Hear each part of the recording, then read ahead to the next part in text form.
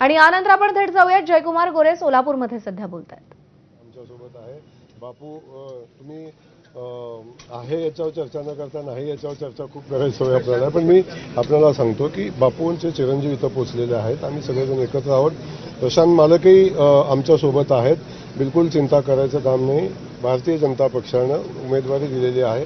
अनेक लोक इच्छुक होती, पण प्रत्येक इच्छुकाला न्याय देण्याची क्षमता आमच्या पक्षामध्ये आहे आणि त्या इच्छुकांना आम्ही नक्की न्याय देऊ। भाऊ, शरद पवार गटाचे आमदार आता फॉर्म भरताना आलेले आहेत नारायण आबा। काँग्रेसचे उमेदवार मात्र अर्ज भरणार आहेत। काँग्रेसची देखील मनधरणी किंवा त्यांना काही विनंती करण्याचे प्रयत्न केले जाणार नाही, बिलकुल मी मगाचपासून सांगतोय की ज्या ज्या घटकांना भेटणं आवश्यक आहे, ज्या ज्या लोकांना भेटणं आवश्यक आहे निवडणूक बिनविरोध करण्यासाठी, त्या सगळ्या लोकांना आम्ही बोलू आणि भेटू पण। आवश्यकता भासली तर भेटूही।